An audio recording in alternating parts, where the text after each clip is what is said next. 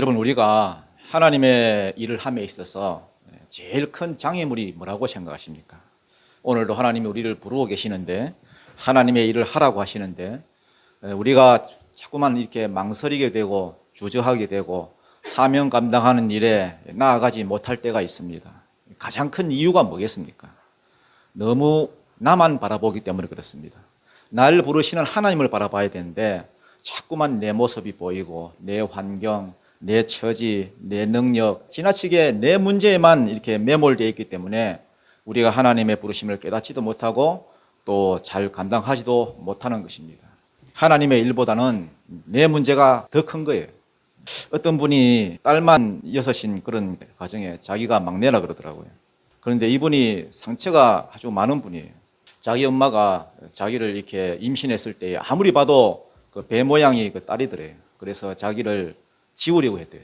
지우려고 했는데 그 친정 아버지가 무슨 소리냐고, 하나님 주신 건데 잘 낳아야지. 그 아버지가 믿는 분인가 봐요. 그 아버지 말씀이 언제 생각나느냐 하면은 산부인과 그 계단 올라갈 때 다 이렇게 떠오르더래요. 지우면 안 돼. 그래서 돌아왔대요. 그러면서 하는 말이, 나는 계단 때문에 살아났다고. 시간이 한참 지났는데도 불구하고 아직 남아있는 거죠. 상처가, 거절감이. 엄마가 날 지우려고 했어. 일종의 상처죠. 거절감이죠. 그러고 하는 말이, 자기 친구 중에는 더한 사람이 있다고. 어머니가 임신을 했는데 약을 먹었대.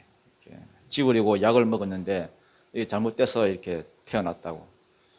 그래서 이 사람은 상처가 큰 줄 알았는데 반대로 생각하더랍니다. 나는 약기운을 이긴 인생이라고. 약기운도 이겼는데 뭘 못하겠어. 그러면서 자부심을 갖더라는 거예요. 그러나 아무리 자부심을 갖는다 하더라도 상처는 남아있는 거죠. 남아있으니까 자꾸 이야기하잖아요. 부모가 날 버리려고 했다. 버림받았다. 거절당했다. 이런 게 이제 평생의 상처로 남아있는 겁니다. 자기는 모르지만은. 모세도 보면은 5번이나 하나님의 부르심을 이렇게 거절하잖아요. 내가 누구이기에, 나 못 갑니다. 보낼 만한 자를 보내소서. 이게 다 상처 입은 데서 나오는 말이거든요. 우리가 모세를 하나님의 종으로 봐서 그렇지 위대해 보이지, 그의 삶만 놓고 보면은 모세가 엄청나게 상처투성인 인생입니다. 태어나자마자 나일강에 던져졌습니다. 죽은 목숨인데 살아났어요. 어렸을 때 일이지만 상처로 남아있겠죠. 모세 이름 부를 때마다 너는 물에서 건져냈어. 너는 물에서 건짐받았다. 너는 죽다가 살아났다. 얼마나 큰 상처겠어요. 또 자기 친엄마 밑에서 이렇게 자라다가 또 왕궁으로 강제로 입양이 되었죠. 거기서도 아마 차별 대우를 받았을 겁니다. 히브리인이라고 손가락질로 당하고 소외감을 느꼈을 겁니다. 그러다가 40살에 겨우 이제 사명감을 하나 발견했는데 실패했죠. 사람 하나 때려 죽이고, 또 히브리 사람을 돕겠다고 나섰다가 거절만 당하고, 네가 뭔데? 네가 내가 언제 너를 재판장으로 삼았냐? 왜 나대느냐? 이런 소리나 듣고. 거절감이죠. 거절감. 심한 거절감을 당했습니다. 부모로부터 받은 거절감, 또 왕궁에서 받은 거절감, 같은 동족으로부터 받은 거절감, 이게 다 상처 아닙니까? 결국 광야로 도망가지요. 도망가면서 40년 동안 키워준 자기 어머니하고 인사도 못하고 헤어졌어요. 빠이빠이도 못하고. 온통 다 상처죠. 뿐만 아니라 처가살이 40년에 더부살이 40년. 오늘 본문 읽어보면 알겠지만은 자기 아내 그 십보라, 이 성격이 보통 강한 게 아니거든요. 무시당하고 상처 입고 계속해서 상처예요. 모세의 삶을 보면 참 기구합니다. 하나님께 쓰임 받아서 그렇게 위대한 사람이 된 거지, 그 삶을 놓고 보면 결코 순탄치가 않아요. 대개 이런 경우는 사람이 둘 중 하나입니다. 분노로 드러나거나 혹은 열등감으로 드러나거나. 이거 모세한테만 해당되는 게 아니라 우리 이야기입니다. 우리 이야기. 첫째, 분노심이 생겨요. 분노가 많은 분들 있잖아요. 상처가 있어요. 부모한테 받은 상처, 또 남편한테 받은 상처, 아내한테 받은 상처, 자식들에게 받은 상처, 이런 게 안에 막 이렇게 다 이렇게 있는 겁니다. 그거 여러분 한 번씩 이렇게 여러분 사람들 보면은 확 끌어오는 사람들 있죠. 분노심이 많은 사람들. 여러분 그거 비난하면 안 됩니다. 얼마나 상처가 많으면 저럴까 이해를 해야 돼요. 어떻게 해야 해결할 수 있습니까? 복음을 만나면 해결돼요. 복음을 만나면. 왜냐하면 좋은 소식이기 때문에. 모세 보세요. 남 때리는 거 보고 그냥 막 올라오잖아요. 살인을 하잖아요. 왜? 분노심이 있으니까. 상처는 분노심을 유발해요.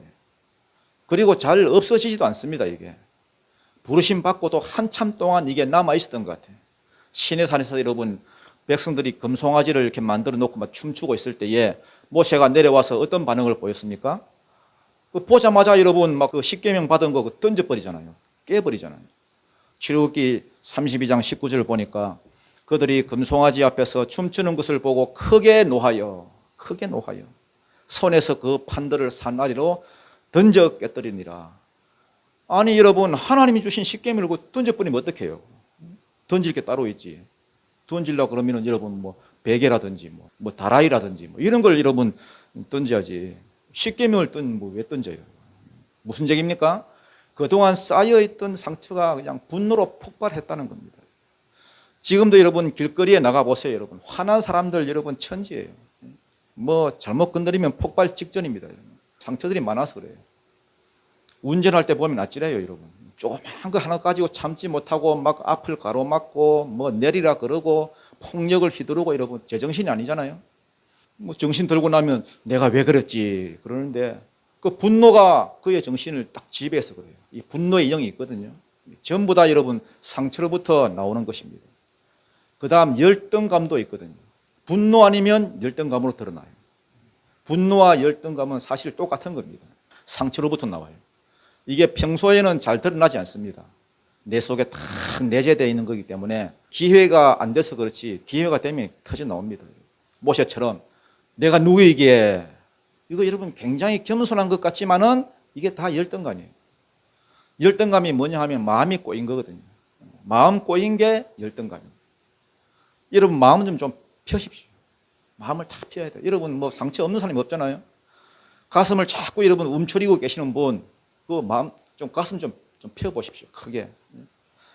마음이 꼬이면 자꾸 움츠러들어요. 뭔 얘기를 해도 곧대로 안 들어요. 꼬이게 들어, 꼬이게. 예를 들어서 뭐 김혜수가 예쁘다 그러면 뭐 그런가 보다 그러면 될 텐데 저거 뽀샵했다, 성형했다, 뭐 여러분 별소리 다 해요. 그게 중요한 얘기예요? 아, 저 사람은 뭐 그렇게 생각하는가 보다 받아들이면 되지. 그러니까 자기는 얼마나 힘들겠어요. 맨날 여러분 힘들어하고 지쳐있고. 왜? 마음속에서 이게 감정이 너무 힘든 거예요. 감정 소모가 워낙 많다 보니까 맨날 피곤하죠. 감기도 자주 걸리고요. 감기 걸려도 또 잘 안 나. 저항력이 떨어졌다는 거거든요. 마음이 항상 복잡하니까. 교회에 와서도 여러분 편안함이 없어요. 교회에 오면은 예수님을 만나야 되는데 문제를 만나. 교회에 와서도 꼬이는 거예요. 이 사람 보니까 그렇고 저 사람 보니까 그렇고 또 뭐 이 일도 그렇고 저 일도 그렇고 어딜 가나 꼬이는 거예요. 갑자기 뭐 또 확 사라져버리고 주변 사람들 이유도 몰라. 왜 저러지? 근데 그 이유가 뭐냐? 다 상처거든. 상처. 내 속에 해결하지 못한 상처가 있는 거예요. 컨트롤이 안 돼요. 분노의 영, 열등감의 영에 딱 잡고 있기 때문에 자기 혼자 힘든 거예요. 이거 어떻게 하면 해결됩니까? 여러분 복음 만나십시오. 복음 만나면은 해결됩니다. 그래서 교회는 항상 복음 전해야 됩니다. 복음. 뭐 도덕, 윤리 이런 거 쓸데없고요. 복음 전해야 돼요. 설교를 해도 복음 전해야 되고 교제를 해도 복음 전해야 되고 그러면 치유가 됩니다. 복음이 뭔데요? 사명이 복음이에요. 사명. 너를 통해서 하나님이 일하실 것이다. 하나님이 너를 쓰고자 하신다. 너는 할 수 있다. 사명 깨달으면 살아나요. 모세도 마찬가지입니다. 여러분. 모세가 어떻게 회복됩니까? 하나님 만나니까 회복되잖아요. 참 묘하죠? 하나님 만나면 회복돼요. 또 한 가지는 하나님이 능력 주시면 회복돼요. 하나님이 복음이에요. 하나님이 주시는 사명 붙잡으면 다 나아요. 사명 붙드는 순간 상처도 낫고 사명 붙드는 순간 열등감도 낫고. 삭개오 보십시오. 삭개오. 얼마나 상처가 많은 사람입니까? 열등감이 있었어요. 예수님도 똑바로 못 쳐다봐서 나무 위에 올라가가지고 숨어 있었잖아요. 그런데 예수님 만나니까 회복이 됐죠. 누가복음 19장 8절에 보니까 내 소유의 절반을 가난한 자에게 나눠주겠습니다. 만일 누구의 것을 내가 뺏은 것이 있으면 내가 4배나 내가 갚겠습니다. 딱 사명을 발견하게 되잖아요. 예수님 만나니까. 우리도 마찬가지입니다, 여러분. 예수님 만나면요, 치유가 일어나요. 쫓겨다니는 인생이 아니라 거기서 벗어나요. 쫓기는 인생이 아니라 쫓는 인생이 돼요. 사명을 쫓아가고, 표대를 쫓아가고, 상급을 쫓아가고, 하나님 나라를 쫓아가고, 쫓는 인생이 됩니다. 그래서 주님께 가까이 가는 게 복이에요. 날마다 주께로 더 가까이, 주께로 가오니. 여러분, 주님께로 나오십시오. 주님께로 나와야 됩니다. 사람들 그 백날 가까이 해봐야 상처만 더 생겨요.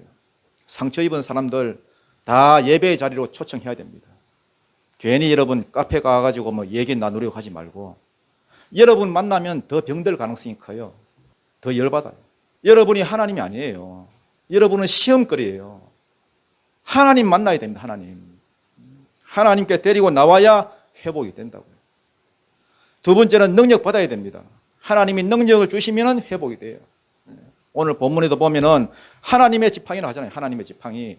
분명히 그 모세의 자기 지팡이인데, 자기가 평소에 쓰던 건데, 초라한 나무 막대기에 불과한 건데, 근데 능력 부어주시니까 그게 하나님의 지팡이가 됐어요. 그거 가지고 뭐 기적 행하고 다 하잖아요. 오늘도 여러분 기도하실 때 다른 거 구하지 말고요.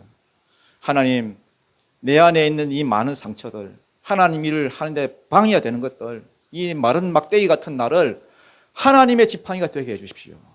하나님 지팡이 틀고 나가게 해주십시오. 그래서 여러분 안에 있는 모든 장애물들, 상처, 분노, 열등감 이 다 사라지고 하나님 앞에 귀한 사명자로서 쓰임받는 그런 은혜가 있기를 축복합니다. 이제 오늘 본문은 하나님 만난 모세가 드디어 이제 새 힘을 얻고 이제 사명의 자리로 이제 나아가지요. 출발합니다. 사명의 자리로 출발하는데 이제 그 전에 이제 몇 가지 이제 정리할 것들이 있어요. 정리할 것. 18절, 19절 한번 읽어보겠습니다. 시작. 모세가 그의 장인 이드로에게로 돌아가서 그에게 이르되 내가 애굽에 있는 내 형제들에게로 돌아가서 그들이 살아 있는지 평안히 가라 하니라. 여호와께서 모세에게 이르시되 애굽으로 아멘. 자, 모세가 이제 그의 장인 이제 이드로에게로 돌아가서 그에게 이르되, 이드로, 베드로, 이 씨와 배 씨가 자꾸 헷갈리는데요. 모세의 장인은 이드로지요. 베드로 아닙니다. 모세가 장인 이드로에게로 돌아가서 말을 했다는 겁니다. 여기서 중요한 게 뭡니까? 하나님은 질서의 하나님이기 때문에 언제나 질서와 이렇게 절차를 중요하게 여긴다는 겁니다. 기분 같아서는 그냥 확 떠날 수 있죠. 하나님 뭐 음성도 들었겠다, 사명도 받았겠다, 뭐 내가 하나님 명령 들었는데 뭐 사람 말 들을 필요가 뭐가 있느냐, 그렇게 떠날 수도 있지만은, 그런데 그게 아니라는 겁니다. 질서와 절차가 중요합니다. 반면에 야곱은 어때요? 창세기 31장에 보니까 하나님이 똑같이 떠나라 하죠. 야곱아 여기를 떠나라, 가나안 땅으로 돌아가라. 그런데 떠날 때 어떻게 하고 떠났습니까? 외삼촌 라반의 집에서 야반도 줘했죠. 창세기 31장 20절에 보니까 야곱이 가만히 떠났다 했어요. 가만히 알리지도 않고. 아무리 여러분 하나님이 가라고 해도 그렇지 알리고 가야죠. 그냥 가면 어떡해? 외삼촌인데 20년이나 같이 있었는데. 아무리 급하더라도 질서와 절차를 받고 가는 것이 중요하다는 겁니다. 고린도전서 14장 34절을 보니까 하나님은 무질서의 하나님이 아니시오. 옛날 개역본에서는 어지러움의 하나님이 아니시오. 무질서 대신에 어지러움을 썼어요. 하나님은 어지러움의 하나님이 아니시오. 그러면 무질서, 뭐 어지러움 반대말이 뭡니까? 질서의 하나님 했을 것 같은데 오직 화평의 하나님이시라 이렇게 됐어요. 여기서 알 수 있는 게 뭐냐? 무질서 하면은 화평이 깨진다는 거예요. 뒤집어 이야기하면은 질서를 지키면은 화평하게 돼 있다는 거예요. 화평하게. 가정도 그렇지요. 질서를 지키면 가정이 편안하지요. 교회도 보면은 이런 분들이 들어 있습니다. 아이 뭐 나만 뭐 양식껏 하면 되지 뭐, 내 마음에만 확신이 오면 되지 뭐, 사람들 얘기 들을 건 뭐가 있나, 내가 기도하고 마음 먹으면 되지, 그러면서 자기 마음대로 해나는 거예요. 자기 마음대로. 그러면은 화평이 깨지게 돼 있습니다. 하나님은 어지러움의 하나님이 아니라 질서의 하나님인 사실을 여러분 기억하십시오. 질서를 지킬 때에 화평이 와요. 한 번씩 그런 분들이 있지요. 예배 못 나오거나 할 때에 뭐 최소한 목회자한테는 알리고, 목사님 이번 주에 제가 이러이러한 사정이 있어서 못 갑니다. 죄송해요. 이게 질서거든요. 그러면 그 위해서, 그분을 위해서 기도하지 뭐 뭐라고 합니까 여러분. 그런데 아무 연락도 없이 뭐 알리지도 않고 그냥 쏙 빠져버려요. 그거는 굉장히 그 무질서한 거거든요. 한두 번이야 그럴 수 있지만은 자꾸 여러분 그게 반복이 되면은 그게 삶으로 굳어져 가지고 그 인생 자체가 그냥 질서가 없어져요. 무질서해져요. 하나님은 질서의 하나님인 걸 잊지 마십시오. 모세도 여러분 분명히 하나님이 가라 하셨고 하나님이 허락을 했지만은 또 이드로한테 가가지고 또 허락을 받아요. 질서를 지키잖아요. 근데 이드로는 참 좋은 사람이었어요. 가정은 어떻게 하고 가느냐, 못 간다 안 그러고 가라 하잖아요. 가라. 축복해주고 허락하잖아요. 편안히 가라. 여러분도 여러분 어디 단체나 어떤 공동체를 떠날 때 꼭 여러분 기억하십시오. 떠날 때 잘 떠나야 돼요. 축복 속에 떠나야 돼요. 욕먹고 떠나면 안 돼요. 축복을 받고 떠나야 돼요. 세상에서 여러분 제일 어리석은 사람이 뭐냐 하면은 떠날 때 뒤끝이 안 좋은 사람. 욕먹고 떠나는 사람. 난리 부리고 떠나는 사람. 그거 절대 여러분 미래가 없습니다. 미래가 없을 뿐만 아니라 그 자체가 저주예요. 모세를 통해서 우리가 배울 게 뭡니까? 축복받으면서 떠나라는 거예요. 하나님 축복도 중요하지만은 사람의 축복도 받으라는 거예요. 그게 만약에 안 된다고 하면은 여러분 조금 기다리십시오. 기다리면은 하나님이 다 조치해 주십니다. 여러분 결혼할 때도 마찬가지예요. 여기는 혹시 결혼을 앞두고 있는 분들 있는지 모르겠는데 반드시 기억해야 될 게 뭐냐 하면은 축복 속에 가정을 꾸려야 됩니다. 축복 속에. 어떤 커플들은 뭐 결혼하면서 부모하고 원수 지는 사람도 있어요. 부모가 반대한다고 뭐 우리 일에 뭐 터치하지 마. 우리끼리 할게. 완전히 여러분 부모하고 이렇게 등을 지는 애들이 있어요. 절대 그러면 안 됩니다. 축복 속에 떠나야 됩니다. 그래야 하나님도 거기에 복을 주시고. 모세가 하나님의 부름을 받고 맨 먼저 한 일이 뭐냐? 자기 장인 이드로를 찾아갔습니다. 장인어른, 이제 나 돌아가야 되겠습니다. 애굽으로 가서 내 형제들, 내 백성들이 잘 있는지 내가 돌아봐야 되겠습니다. 장인이 뭐라 그래요? 두 말도 안 합니다, 여러분. 편안히 가라, 편안히. 형통이지요. 사명 감당하겠다고 모세가 딱 마음을 먹으니까 장인도 이해를 해 주더라는 겁니다. 근데 정작 모세가 애굽을 못 갔던 이유가 뭡니까? 자기 라이벌 있잖아요. 투트모스 3세였어요. 지난번에 설명했듯이 투트모스 1세가 하세수터 그 공주를 이렇게 낳았는데 그 공주에게 이제 왕위를 물려주겠지요. 왜냐하면은 무남동녀니까. 근데 자기는 그러기를 원치 않았다 했지요. 자기는 여왕 되기를 포기하고 자기 남편을 이렇게 투트모스 2세로 만들어 가지고 이렇게 애굽을 다스리게 했습니다. 근데 이 투트모스 2세가 그 공주를 이렇게 배신을 때려 가지고 궁녀 하나를 취해 가지고 자식을 낳았다 했지요. 그게 투트모스 3세라 했습니다. 그런 와중에 공주는 또 물에서 애를 하나 건져가지고 양자를 삼았는데 그게 모세지요. 그래서 투트모스 3세와 모세는 이게 영원한 라이벌입니다. 그런 중에 모세가 이제 히브리 사람을 이렇게 구하려다가 애굽 사람을 쳐 죽였다는 말을 듣고는 모세를 잡아 죽이려 했습니다. 그런데 이제는 그 투트모스 3세가 죽었다는 거죠. 모세는 그 소문을 알겠습니까? 모르겠습니까? 모르지요. 광야에 있는데 뭐 어떻게 합니까? 그런데 하나님께서 모세에게 알려줍니다. 야, 네 생명을 찾던 자들이 다 죽었다. 그러니까 너 빨리 애굽으로 뭐 해라? 돌아가라. 무슨 말이냐 하면은 모세가 사명 감당하는 길로 딱 가기로 결정을 하니까 하나님께서 그리로 갈 수밖에 없도록 형통한 길을 다 이렇게 뭐 하시더라는 겁니까? 여시더라는 겁니다. 그토록 두렵고 힘들게 느껴지던 장애물들이 하나님의 말씀에 순종하여 움직이니까 다 사라져버리고 하나님이 필요한 것들 다 이렇게 준비해 주시잖아요. 중요한 건 그겁니다, 여러분. 순종하면은 길이 열린다는 겁니다. 철저한 순종만이 우리의 인생을 승리로 이끄는 비결이다. 보십시오. 하나님께서 아무 일도 안 하신 것 같지만은 일 다 하셨죠. 첫 번째는 아무 어려움 없이 떠날 수 있도록 장인 그 이드로가 축복을 해주고, 두 번째는 그렇게 두렵던 투트모스 3세가 죽어버렸고, 순종했더니 척척척척 이렇게 문이 열리잖아요. 지금도 여러분 중에 뭔가 이렇게 막혀 있고 길이 이렇게 열리지 않는 분이 있습니까? 그 길이 없는 게 아니라 순종이 없는 거예요. 순종이. 순종부터 해보십시오. 순종하면은 길이 열리게 되어 있습니다. 20절입니다. 한번 읽어보죠. 20절 시작. 모세가 그의 아내와 아들들을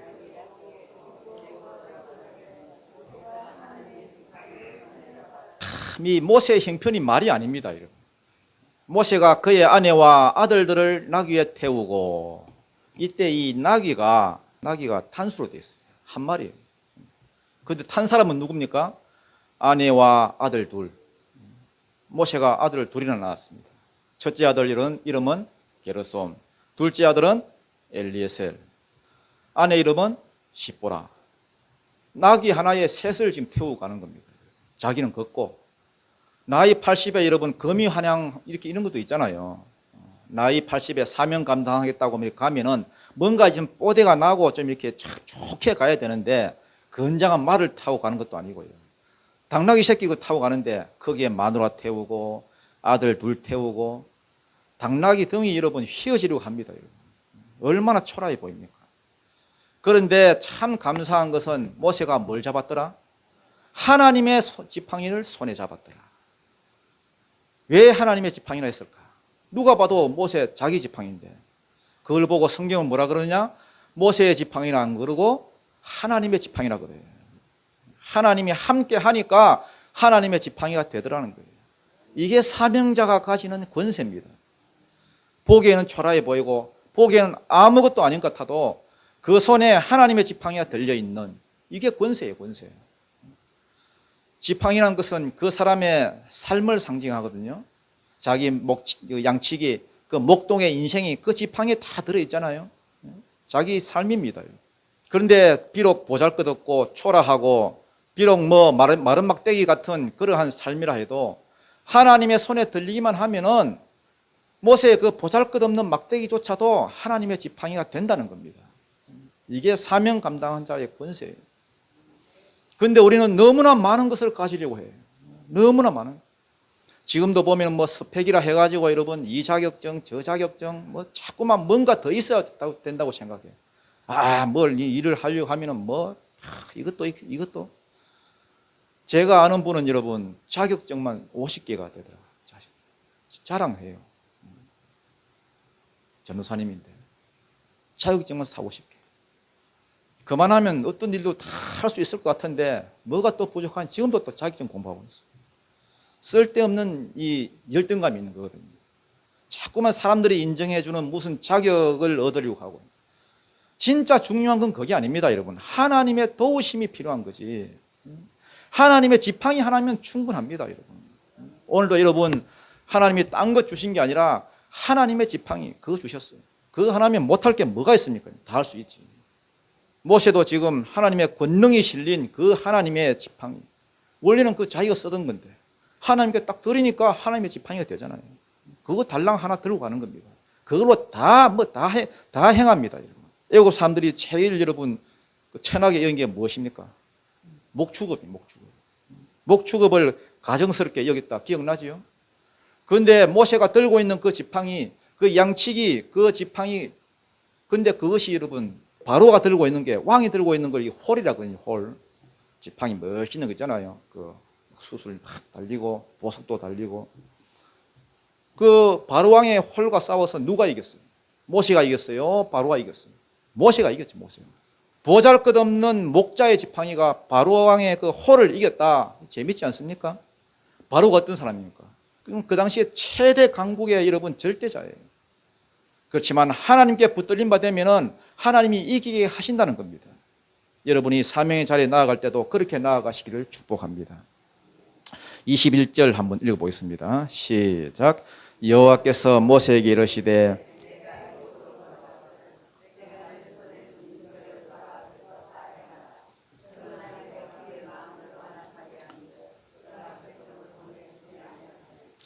자, 나중에 보면은 모세가 가서 이제 바로왕 앞에 가지고 막 기적을 행할 것 아닙니까?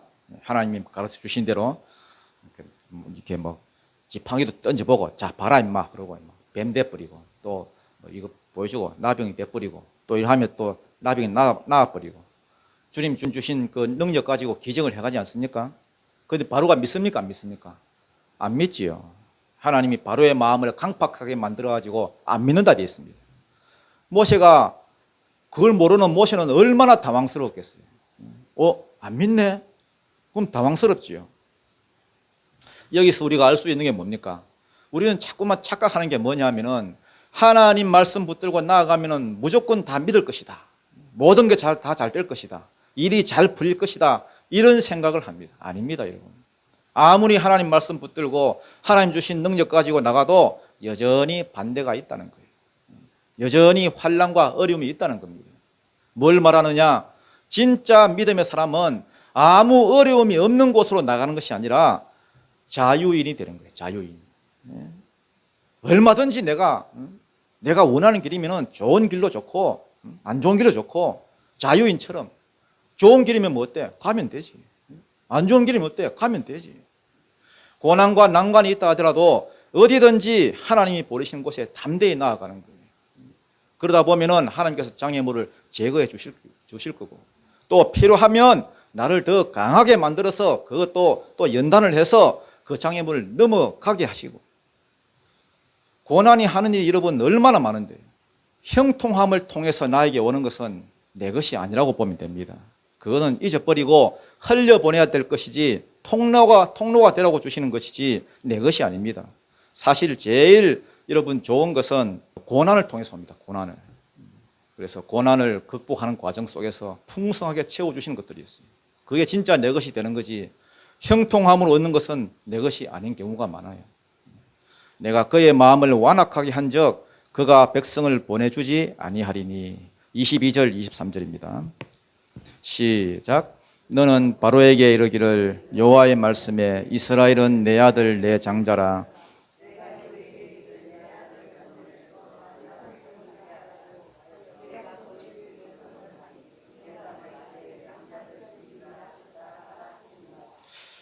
재미있는 구절이죠. 이스라엘은 내 아들 내 장자라 해라. 네가 내 장자를 보내라 했는데 안 보냈으니까 대신 내가 네 장자를 뭐 하겠다? 죽이겠다. 나중에 그렇게 되지요. 10번째 재앙 모세가 이렇게 이적을 행하니까 모든 장자들이 다 죽잖아요. 지금 그 미리 이야기해 주는 겁니다. 처음부터 바로가 안 보내줄 것이다. 내가 그의 마음을 강팍하게 하고 안 믿게 만들어서 나중에는 내가 진짜 참신 하나님이라는 것을 내가 보여주고 나서 그것을 보고 나서야 장자들이 다 죽는 것을 보고 나서야 비로소 보내줄 것이다. 미리 다 알려주시고 이제 가라 합니다. 가라 하니까 모세가 드디어 출발하지요. 그런데 가다가 이상한 일이 하나 벌어지지요. 24절 한번 읽어보겠습니다. 24절부터 26절까지 한번 읽어보겠습니다. 시작. 모세가 길을 가다가 숙소에 있을 때에 여호와께서 그를 만나사 그를 죽이려 하신지라. 시보라가 돌칼을 가져다가 그의 아들의 포피를 베어 그의 발에 갖다 대며 이르되 당신은 참으로 내게 피난편이로다 하니 여호와께서 그를 놓아 주시니라.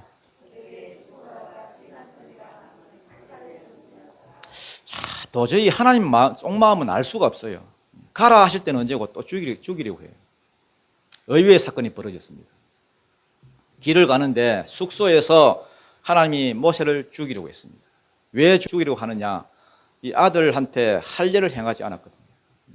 게르솜이라는 그 첫째 아들이 있고 또 엘리에셀이라는 그 아들을 낳았는데 이 둘째 아들한테는 할례를 안 했던 것 같습니다. 할례란 말이 단수로 되어 있거든요. 그래서 한 놈을 안 했어요. 엘리에셀. 여러분 할례가 뭡니까? 할례는 하나님과 나 사이의 언약의 상징이거든요. 너는 내 것이다. 너와 나는 언약을 맺은 사이다. 그래서 난지 8일 만에 이렇게 생식기에 포피를 베는 거잖아요. 그래서 물론 다 잘하는 것은 아니지만은 피가 이렇게 질질 나고 하니까 이게 애미 마음에 그냥 이렇게 막 거슬렸던 것 같습니다. 그 시보라의 마음에.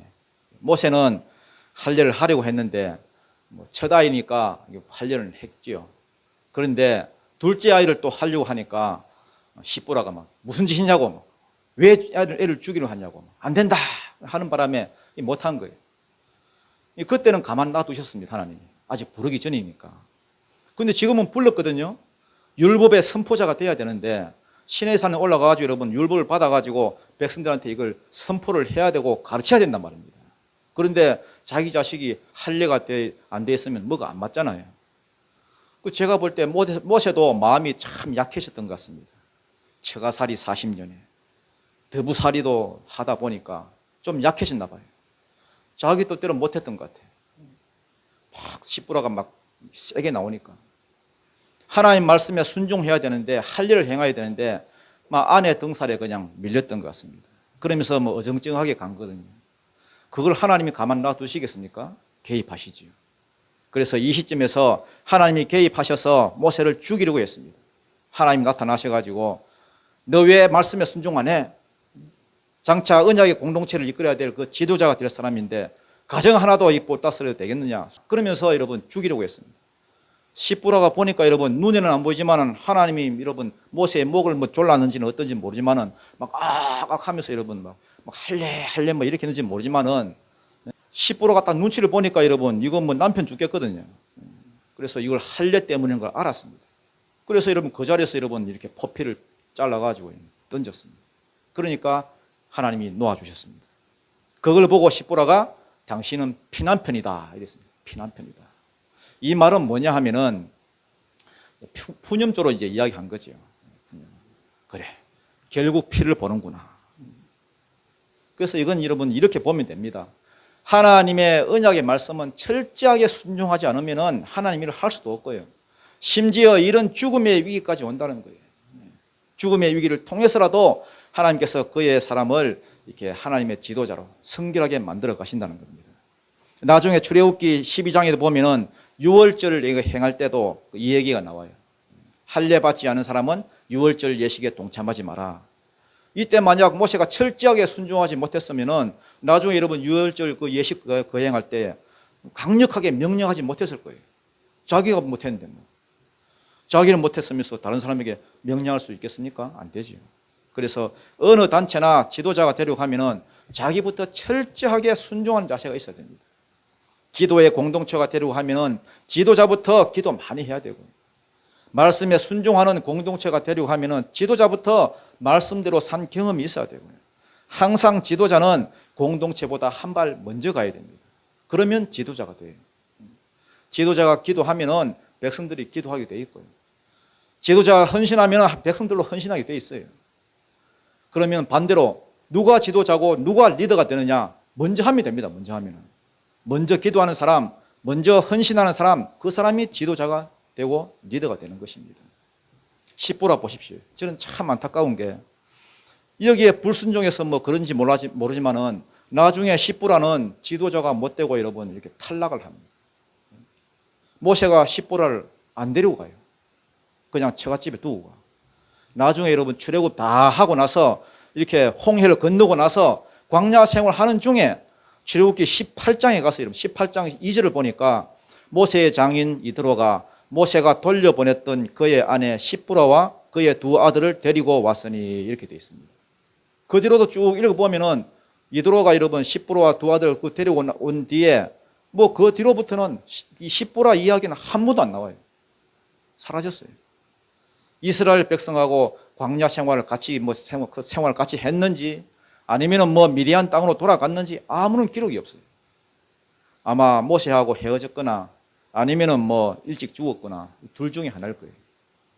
어떻게 알 수 있느냐 하면은 민수기 12장에 가면요. 모세가 재혼한 이야기가 나와요. 민수기 12장 1절을 보면은 이디오피아 여인과 결혼했다 이렇게 돼 있거든요. 그 결혼한 걸 보고 왜 이방 여자하고 결혼했느냐 막 아론하고 또 미담이 막 달라들잖아요. 아마 십부로하고는 헤어졌거나 일찍 죽었거나 이렇게 둘 중에 하나일 가능성이 굉장히 큽니다. 여기서 우리가 알 수 있는 게 뭐냐? 하나님께서는 모든 사람을 다 데려가는 게 아니라 순종하지 않는 사람은 떼고 가는 경우가 많다는 거예요. 무조건 여러분 숫자가 많은 게 중요한 게 아니라 하나님은 구원하시는 것도 하나님의 뜻이지만은 버리시는 것도 하나님의 뜻이다. 들어 쓰시는 것도 하나님의 뜻이지만은 포기하시는 것도 하나님의 뜻이라는 걸 여러분 잊지 말아야 됩니다. 사울왕 보시면 사울왕 하나님 포기하시잖아요. 과감하게 여러분 버리시잖아요. 우리도 마찬가지입니다, 여러분. 만약 여러분 가정에서 누가 사명 감당하겠다, 하나님이라 헌신하겠다, 그게 뭐 남편이 됐든 뭐 아내가 됐든 아니면 뭐 자식이 됐든 여러분 이해하고 도와주려고 하십시오. 어떤 분들을 보니까 아들이 하나 있는데 신학교 간다니까 막 극구 반대하더라고요. 내 눈에 흙이 들어가 있으네 뭐 하더라고요. 도와줘야 됩니다. 도와줘야 돼요. 시보라 같은 믿음을 가지고 살면 안 됩니다. 교회도 마찬가지고요. 하나님의 일을 하고 사명 감당하는 데 있어서는 다 같이 협력하는 그러한 모습이 있어야 됩니다. 하나님은 쓰실 능력도 있고 버리실 능력도 있다는 것 여러분 잊지 마시기 바랍니다. 교회 모임에 여러분 예배에 자꾸 이런 빠지지 마십시오. 결코 좋은 게 아닙니다. 내가 막 판단해가지고 이거는 뭐 필요 없는 예배, 이거는 필요한 예배 그렇게 생각할 뿐은 없겠지만은 다 같이 하는 일은 함께 하십시오. 그래야 영광도 함께 누립니다. 부름을 받았으면 끝까지 순종하여 영광을 함께 누리는 그러한 은혜가 있기를 축복합니다. 27절, 28절입니다. 시작.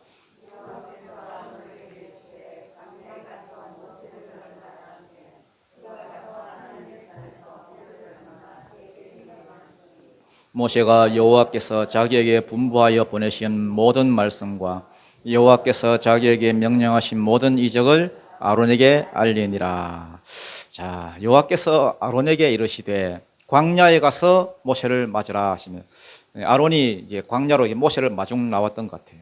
여러분 기도에는 다 짝이 있습니다. 기도에는 짝이 있어요. 모세에게 나타나셨던 그 하나님이 아론에게도 나타나셔서 똑같이 명령을 하셨죠. 모세를 마중하러 가라. 기도에는 짝이 있다는 거예요. 한 사람의 기도가 그 사람의 기도로만 그치는 게 아니에요. 짝이 있어요. 이게 만나요. 나중에 다 만납니다. 사도행전 10장에 보면은 고넬료의 기도, 베드로의 기도 만나잖아요. 만나서 딱 맞아떨어져요. 마찬가지로 모세의 기도, 아론의 기도 딱 맞아떨어져서 이렇게 만나게 하셨어요. 기도하는 사람은요, 기도하는 사람을 알아봅니다.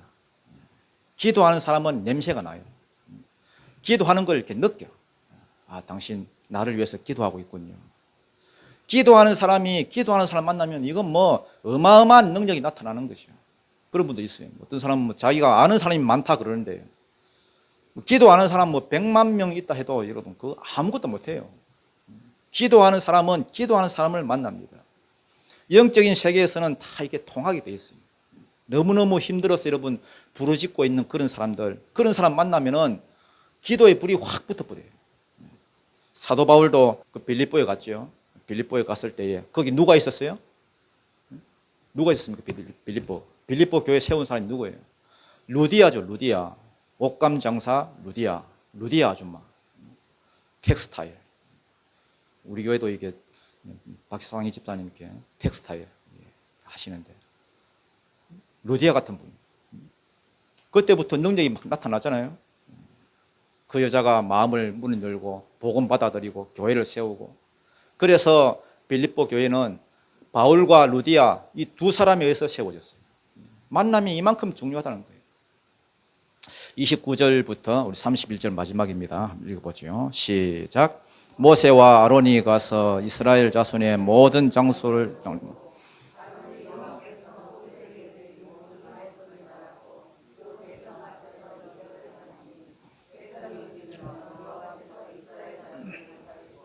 그들의 고난을 살피셨다 함을 듣고 머리 숙여 경배하였더라. 하나님께서 아론에게 이르시되 광야에 가서 모세를 맞으라. 여러분 아론은요 원래 하나님이 쓰려던 그런 인물이 아니었습니다. 기억나시죠? 모세가 하도 여러분 때를 쓰는 바람에 나는 입술이 뻣뻣하고 뭐 말을 할 줄도 모르고 말 뭐 자꾸 그래서 못 가겠다 하니까 하나님께서 어쩔 수 없이 그냥 붙여준 사람이지, 여러분 뭐 원래 아론을 하나님께서 염두에 주신 건 아니죠. 근데 아론이 말하는 걸, 아론이 뭐 말 잘하는 걸 이러면 써먹겠다고 했는데 그 써먹은 것은 여기밖에 없어요. 모세가 아론에게 말하고 아론은 그걸 백성에게 말하고 이스라엘 백성들 처음 만나는 자리에 거기밖에 써먹은 게 없어요. 그 다음부터는 다 모세가 말을 해요. 나도 말하니까 되네. 그 다음부터는 모세만 말을 합니다. 하나님께서 모세에게 말하고 모세가 백성에게 직접 말하고. 그럼 여러분 하나 물어보겠습니다. 아론이 여러분 말 잘해가지고 모세가 뭐 유익함이 있었나요? 모세가 덕본 게 있었나요? 없었어요. 덕본 게 뭐가 있어? 애만 먹였지. 모세가 시내산에 올라갔을 때 40일 동안 안 내려왔지요. 십계명 그 율법 받는다고. 그때 아론이 그 말 잘하는 거, 자기 은사다 그래요. 자기 말 잘하는 거 가지고 백성들 다 모아놨고 이렇게 수습한다고 하면서 일을 벌인 거예요. 금 가지고 와라. 금송아지 만들고요. 아론의 말 잘하는 것 때문에 우상 숭배했어요. 말 잘하는 것 가지고 막 대들기만 대들고. 도움 받은 게 거의 없어요. 아론같이 쓰임 받으면 안 된다는 겁니다. 교회가 그렇습니다, 여러분. 교회마다 보면 하나님께서 부어주시는 은사들이 다 있습니다. 그거 하나님이 요구하시는 시간에 내가 십자가 지는 심정으로 하나님 십자가에 못 박힌 채로 쓰임 받으면 하나님의 영광을 위해서 잘 쓰임 받아요. 그런데 십자가를 통과하는 그 과정이 없으면요, 십자가를 피하려고 하면서 그 은사를 사용해 버리면 오히려 아론과 같이 되어버립니다.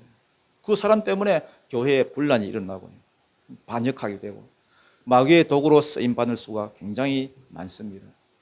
말 잘한 것 가지고 어디에 쓰임 받았어요? 우상 숭배한 데 쓰임 받았어요. 이건 뭐 아무런 유익이 없어요. 충성심 없는 그런 장점, 충성 없는 그러한 은사, 이건 그냥 죽이는 거예요. 충성 없는 능력, 넘어지는 지름길입니다. 아무리 약해도 오히려 그 약점 가지고도 하나님이 함께 하시면 됩니다, 여러분.